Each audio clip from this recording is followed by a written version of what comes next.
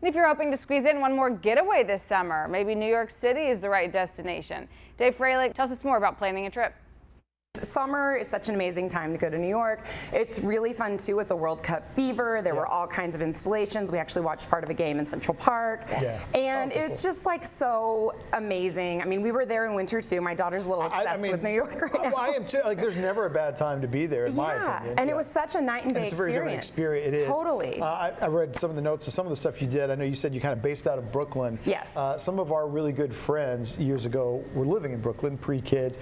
It blew me away to spend a few days there because you're in one of the biggest cities on the planet, but that's like a small town. They had their own little butcher and their own little dry cleaner. Yes. And it's such a cool thing. Oh my goodness. So the hotel we stayed at, it's called the One Hotel Brooklyn Bridge, and we're actually about to get one in Austin, which I'm really excited about because it's super beautiful. Is that one of the pictures back there? Yes, that was the view from our window. Okay. So it is absolutely incredible, and like a boutique hotel and just incredible views, and then they have a rooftop pool. So you can see the entire skyline of Manhattan. You can see the Statue of Liberty. So we just sat out by the pool for like hours, just taking it all in. We were both just mesmerized by it. Yeah, I think that's one of the things. Of course, I guess it helps if you go different times a year and go more than once. You need to know you're not going to do anywhere near maybe everything in your mind that you might want to do. Yes. And that's okay. Yeah. Don't race through it. Just kind of enjoy what you get to do on a trip there. Yes, and I love to just wander around. My daughter's a little bit more type A than me, really? but not too much. So we'll go like walk Central Park every morning. And then what was really fun for us was just stumbling upon, especially a lot of the eateries. She would be like, oh, that's a viral ice cream spot, we should go. And so we'd just go, and she's gluten-free, so we went to, bagel shops, like the modern bagel shop that's just... I love getting a New York bagel. Everything in there is gluten-free, and you don't even have to think about it. So that was really fun for her. That looks pretty amazing. This is Cafe Pana, so this was like a 30-minute wait, but it was absolutely worth it. Okay. Yeah.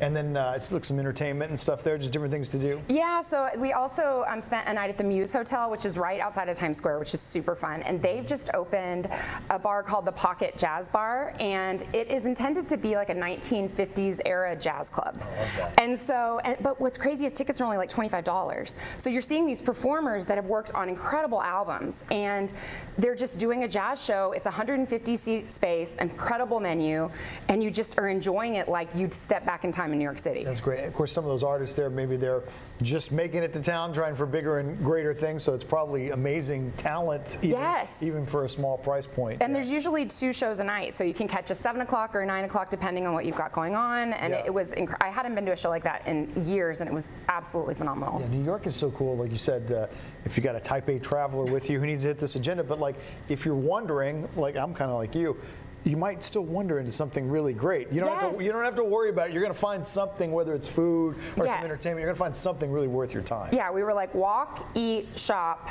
And that was our entire itinerary, and it was absolutely perfect. So for people, here we are in early July, think, hey, the back half of the summer, we want to try to make a trip up.